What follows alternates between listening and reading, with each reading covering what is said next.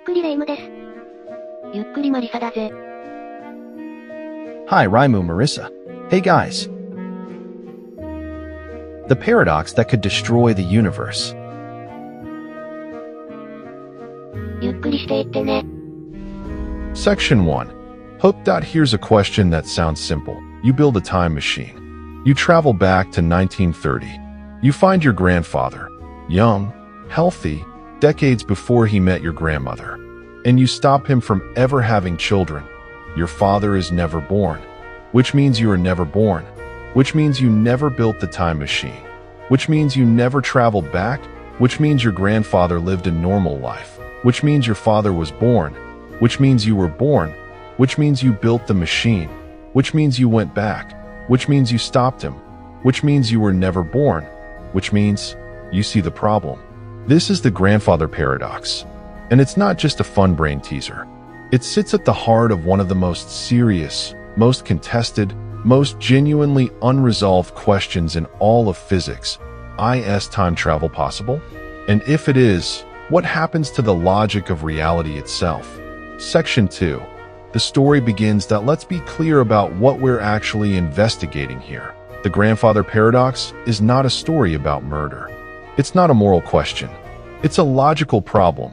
One that exposes a crack in how we understand time, causality, and the structure of the universe. And the reason physicists take it seriously, really seriously, is that Einstein's general theory of relativity actually permits time travel, not as science fiction. As mathematics. Let's back up. In 1905, Albert Einstein published his special theory of relativity. Among its startling conclusions, time is not fixed. GPS satellites have to correct for this effect constantly, because they're moving fast enough and far enough from Earth's gravity that their clocks run slightly differently than clocks on the ground. Without the correction, GPS would be wrong by miles within a single day. Time dilation is real, measurable, already built into technology you use every day. But that version, moving into the future by traveling fast, doesn't create the paradox. If you fly at near light speed for a year and come back to find 50 years have passed on Earth, you haven't created a contradiction. The future just kept happening without you. The paradox comes from going backward. And here's the genuinely disturbing thing. Einstein's equations don't forbid backward time travel. In fact, in 1949, a mathematician named Kurt Gödel, yes, the same Gödel from our investigation of the liar's paradox, found a solution to Einstein's equations that described a rotating universe in which closed time-like curves exist. Closed time-like curves. The mathematical term for paths through space-time that loop back on themselves. In plain language, paths that lead to the past. Einstein was reportedly unsettled by this. Not because Gödel had made a mathematical error. Because he hadn't, the math allowed it. And if the math allows it, then the grandfather paradox isn't just a puzzle. It's a potential feature of reality that needs to be explained. Section 3. The evidence. Let's build the case. Because the evidence around the grandfather paradox, the physical evidence, the mathematical evidence, the philosophical evidence, paints a picture that is genuinely strange. First piece of evidence. Causality is the foundation of everything. Every event in the universe, as far as we can observe, has a cause that precedes it. Fire burns because oxygen and fuel combine. The ball falls because you dropped it. You exist because two people met decades ago and made a series of choices. This chain, cause before effect, always, is called causality. And it is so fundamental to physics that nearly every equation in science depends on it. Remove causality, and physics doesn't just get complicated. It collapses. The grandfather paradox is, at its core, an attack on causality. It describes a situation where an effect, you traveling back in time, eliminates its own cause, your existence. That's not just strange. That's a violation of the most basic rule the universe appears to operate by. And yet, the mathematics of general relativity doesn't protect causality.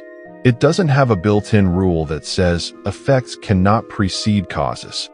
The equations just describe the geometry of space-time, and some geometries allow loops. Second piece of evidence.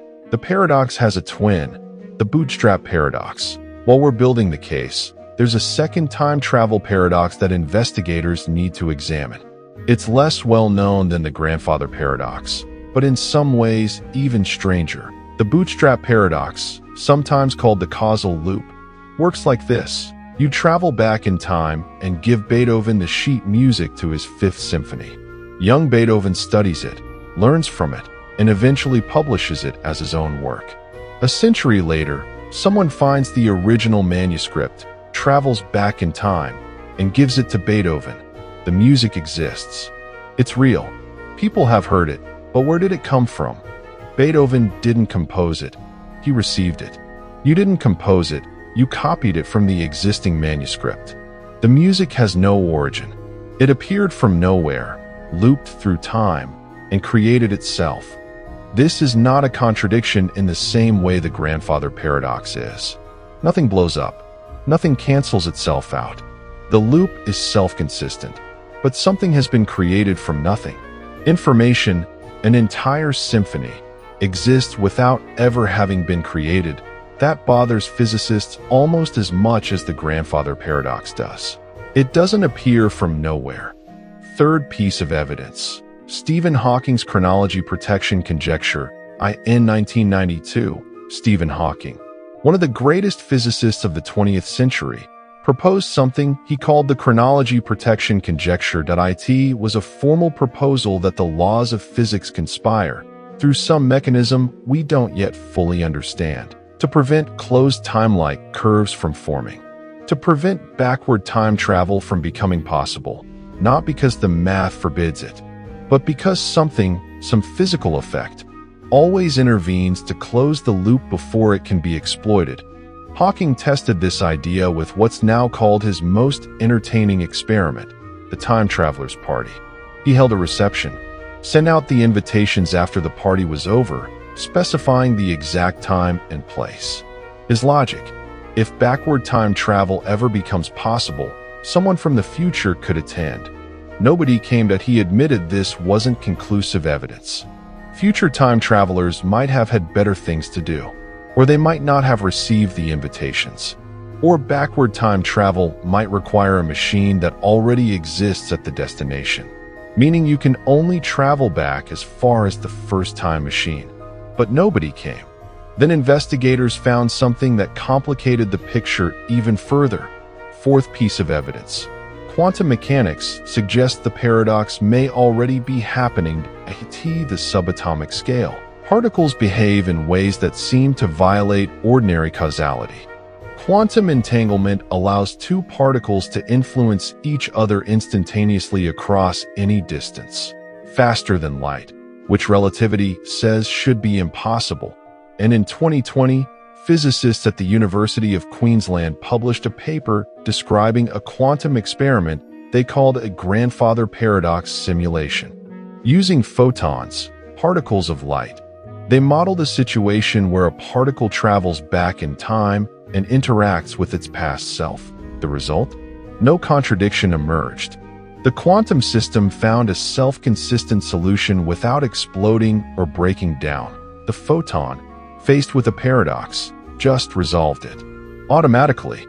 Through quantum superposition, the ability of quantum particles to exist in multiple states simultaneously. The hidden truth buried in this experiment is extraordinary. Maybe the paradox isn't a paradox at the quantum level. Maybe reality has a built-in mechanism for resolving these loops, and we just can't see it at the scale of human experience. That's Section 4. Theories. Here is where the investigation reaches its most contested territory. Because physicists and philosophers have proposed radically different solutions to the grandfather paradox, and they don't agree. Theory 1. Time travel to the past is simply impossible, the most conservative position, and in everyday experience, the most intuitive. This theory says the grandfather paradox proves its own conclusion.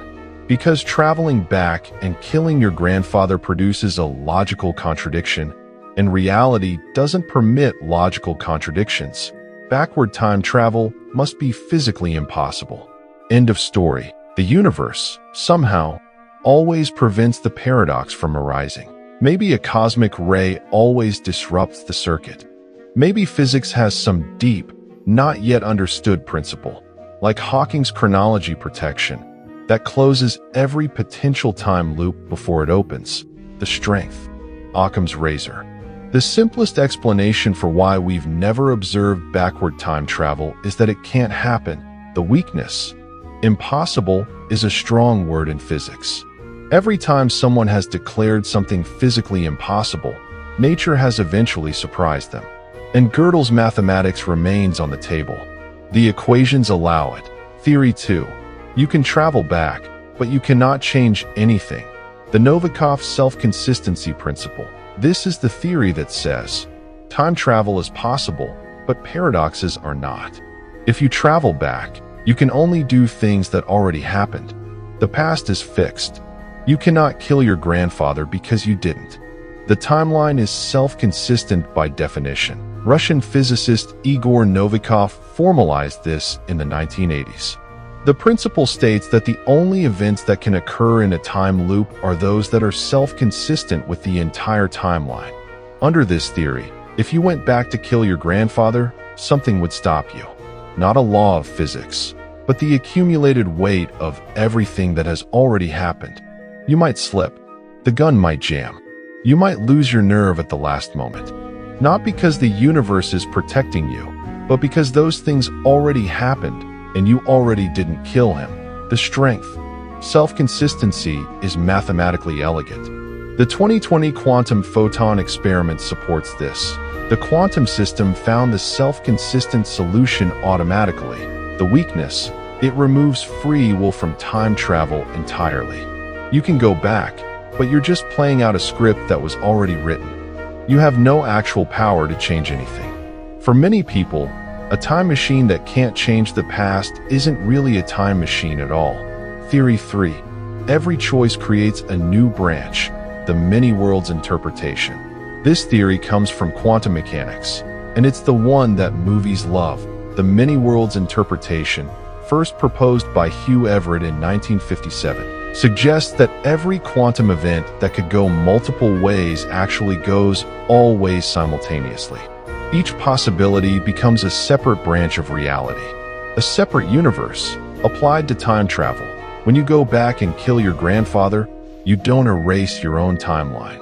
You create a new branch, a new universe where your grandfather died. Your father was never born, and you were never born in that branch. But the original branch, the one you came from, still exists. You're just not in it anymore. No paradox. Two timelines, both real, neither canceling the other. The strength. It resolves the logical contradiction completely. And many worlds is a legitimate, seriously held interpretation of quantum mechanics, not just science fiction. The weakness. It requires the existence of an infinite number of parallel universes, one for every quantum event that ever occurred, everywhere, since the beginning of time. That's an extraordinary claim. And we have no evidence of the other branches. We've never detected them. We've never communicated with them. Theory 4. The universe automatically heals, strange attractors, and rubber band time. A less formal theory, but one that physicists have played with. The idea is that time has a kind of resilience. If you go back and try to change something, the universe finds another path to the same outcome. Kill your grandfather before he meets your grandmother, and your grandmother just happens to meet someone else, fall in love, have a child who grows up to meet your other grandparent, and through a completely different chain of events, you still get born. The timeline bends, stretches, but snaps back. This has been called the rubber band model of time. Events want to happen. Destiny, or something functionally like it, exerts a corrective pull, the strength. It sidesteps both the paradox and the many worlds explosion of parallel universes. One timeline, flexible but persistent. The weakness. It's almost impossible to formalize mathematically. What force is doing the correcting? How does the universe know what needs to be preserved? This theory borders on the metaphysical. Section 5. The most likely answer that lets assess the evidence honestly that we don't know if backward time travel is possible. We have never observed it. We have never built a machine that achieves it. We have no confirmed evidence that anyone has ever traveled from the future to the past. That's the starting point. But the mathematics, Einstein's equations, Gödel's rotating universe, closed time-like curves, genuinely does not forbid it. That's not a trivial fact. Physics is governed by mathematics. If the math allows something, the burden of proof is on demonstrating why reality specifically prohibits it. Hawking's chronology protection conjecture is the best argument for prohibition, but it remains a conjecture. It has not been proven, and Hawking himself treated it as an open question until the end of his life. The Novikov self-consistency principle has the most support from actual physics experiments, specifically that 2020 quantum simulation. The idea that time loops must be self-consistent, that the universe automatically resolves contradictions by finding solutions where none arise, is elegant and testable in limited ways. The many worlds interpretation is intellectually serious. But it requires an unfalsifiable explosion of parallel universes that makes many physicists uncomfortable, even those who are open to the interpretation. The most defensible position, given the current state of evidence, is this: if backward time travel is possible at all, and we genuinely don't know, it is almost certainly constrained by self-consistency. The grandfather paradox would not occur not because some force prevents you from pulling the trigger, but because the consistent version of events is the only version that exists. You went back. Something stopped you. Not fate, not physics acting like a bodyguard, but the simple logical reality that a self-consistent history is the only history that can coherently exist. The past isn't changeable, not because it's protected, but because it already happened. That's a subtle distinction, and it's the one that most closely aligns with what the mathematics actually says. But here is the unsettling edge of this conclusion. If self-consistency is the answer, if you can only do what was already done, then free will inside a time loop is an illusion. The traveler who goes back to prevent a disaster is already part of the disaster they're trying to prevent. Every action, already taken, every choice, already made. The timeline, already complete. That's section 6. Conclusion. Here's the thought I keep returning to after this investigation. The grandfather paradox starts as a puzzle, a clever brain teaser, the kind of thing you'd argue about in a late-night dorm room conversation. And then you follow it, through Einstein's equations, through Gödel's mathematics, through quantum photon experiments, through the life's work of Stephen Hawking. And it stops being a puzzle. It becomes a window into questions about the actual structure of time, about whether the past is fixed or fluid, about whether causality is a law or a tendency, about whether the future is determined or open, about what it would even mean for reality to contain a contradiction. These are not trivial questions. They are among the deepest questions in all of physics. And the grandfather paradox, this little story about a time machine and a grandfather, forces every one of them into sharp focus. Here's the detail that I find most haunting. The 2020 quantum experiment didn't just show that self-consistent solutions exist. It showed that the photon found the solution without being guided to it, without being told what the consistent outcome was, without any external force steering it. The quantum system just resolved the paradox on its own, automatically, which raises a question that nobody has fully answered. If the universe can automatically resolve time paradoxes at the quantum scale, finding self-consistent solutions through superposition, what does that mean at the human scale? Are we also, in some sense we can't perceive, always finding the self-consistent path?